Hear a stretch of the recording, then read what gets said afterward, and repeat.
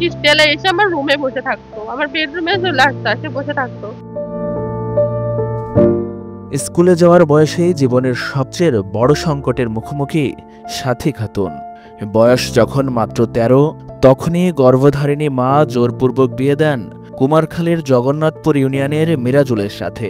তবে এই বিয়ে যে শুধু বিয়ে নয়, জলজান্ত ফাঁদ, সে সময় ঘুণাক্ষরেও টের পাননি কিশোরীর সাথী। আমাকে দিয়ে 2টা ব্যাংকে অ্যাকাউন্ট করানোর পরে সেখান থেকে চেক বই নিয়ে সেখান থেকেও চেকের পাতা জমা দেয় প্রতিটা এনজিওতে। যখনই লোন তুলতে আমি অস্বীকার করতাম, লোন তুলবো না, ও তখনই আমার উপর নির্যাতন শুরু করতো।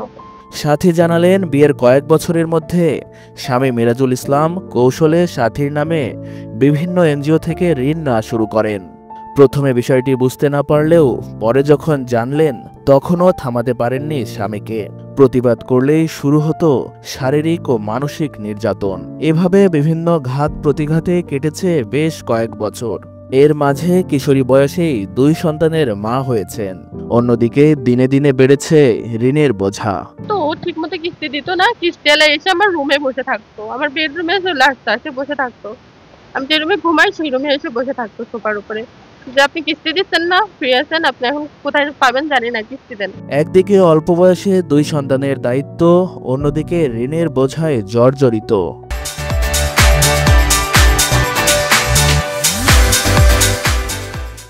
সব মিলিয়ে কিশোরী সাথী যেন অল্প বয়সেই পড়েন জীবনের চরম সংকটে। আমার মাও জানে ওর চারিত্রিক সমস্যা, জানার পরেও আমার মা তাকেই সমর্থন করতো, কখনো আমাকে বলতো না কিছু।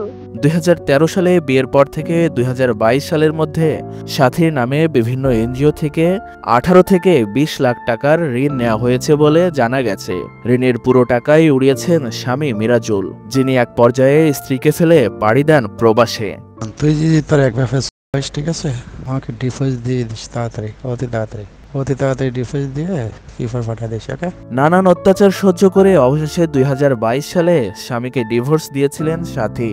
ভেবেছিলেন হয়তো বাঁচলেন, কিন্তু না, ঋণের বোঝা আজও পিছু ছাড়েনি তাকে।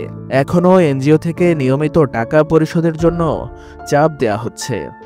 বিদেশ থেকে যখনই বাড়িতে চলে আসে আর লোন তোলা শুরু হয়ে যায়। 2 বছর থাকলে ও কোনো কাজ করে না, শুধু লোন তুলেই খায়, লোন তুলেই কিস্তি দেয়, এই লোন তুলেই সংসার চলে।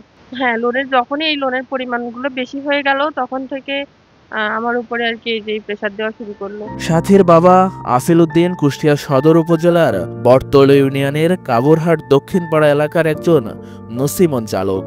মেয়ের এই দুর্দশা তাকেও প্রতিনিয়ত কষ্ট দিচ্ছে। আমি যেটুকু ইনকাম করি তাতে আমার নিজেরই ভাত হয় না, নিজেই সংসার চালাতে পারি, হিমশিম খাওয়া যায়। তারপরে মেয়েটা আমার উপরে এখন বোঝা। তো আমি চাই যে সরকার এবং দেশের মানুষ যেন আমার মেয়ের প্রতি একটু ইয়ে হয়, আমার মেয়েটাকে যেন এই ইয়ের থেকে একটু মুক্তি দেয়।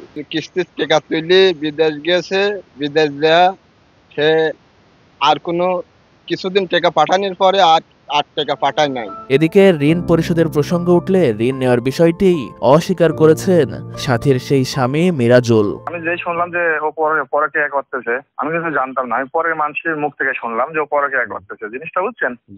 তখনই আমি ওকে মোবাইলে ভয়েস এসএমএস দিয়ে, আমি তো যেতে পারতেছি না, আমি তো সিঙ্গাপুর থেকে যেতে পারতেছি না, তখন আমি ওকে ভয়েস এসএমএস এ বলি যে তুই আমাকে ডিপোজিট দে। সবটি লোন ও তোলাইছে, একমাত্র কুষ্টিয়ায় ফ্লাইট কেনার জন্য সবটি লোন ও তুলি টাকা আমাকে হাত করেছে, আবার আমার জমি বেচা টাকা হাত করেছে।